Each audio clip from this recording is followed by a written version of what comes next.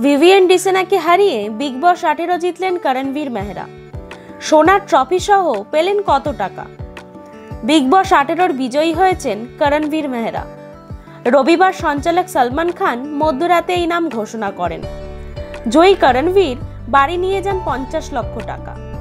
দীর্ঘ 104 দিন ধরে বিগ বসের ঘরে নানান নাটক, নানান টাস্ক, মারামারির পর লক্ষ লক্ষ ভোটে বিগ বস জিতলেন করণবীর।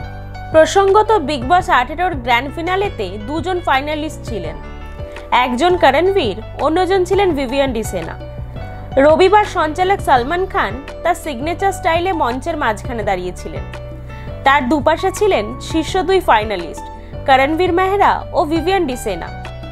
অবশেষে সলমান করণের হাত তুলে সহ প্রতিযোগীদের সামনে উচ্চস্বরে করণবীর মেহরাকে বিগ বস সহ 18 বিজেতা হিসেবে ঘোষণা করেন।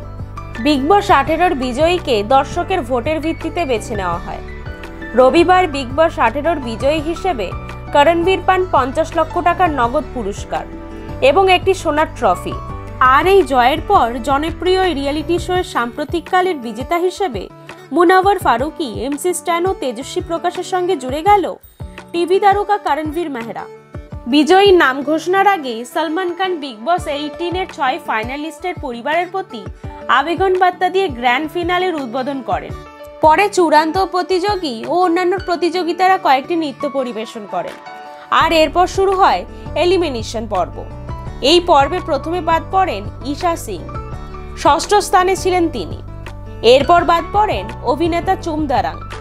এরপর একে একে বাদ পড়েন বাকিরা। অবিনাশ মিশ্রা গ্র্যান্ড প্রাইজের দৌড়ে তৃতীয় প্রতিযোগী ছিলেন। শেষ পর্যন্ত শীর্ষ 3-এ পৌঁছেও বিদায় নেন রজত দালাল।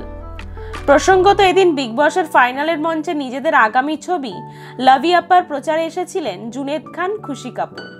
বিগ বস 18 ঝলমলের সমাপ্তির দিন বেশ কয়েকজন তারকা, বিশেষত আমির খানকে প্রথমবারের জন্য এই শোতে উপস্থিত হতে দেখা গিয়েছে। এছাড়াও জুনেদ খান, খুশি কাপুরের সঙ্গে ছিলেন নবাগত বীর পাহাড়িয়া।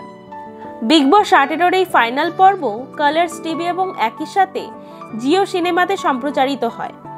দর্শক বন্ধুরা, ভিডিওটা ভালো লেগে থাকলে তাহলে অতি অবশ্যই লাইক, কমেন্ট, শেয়ার এবং সাবস্ক্রাইব করতে ভুলবেন না। সকলে খুব ভালো থাকবেন, সুস্থ থাকবেন। ধন্যবাদ।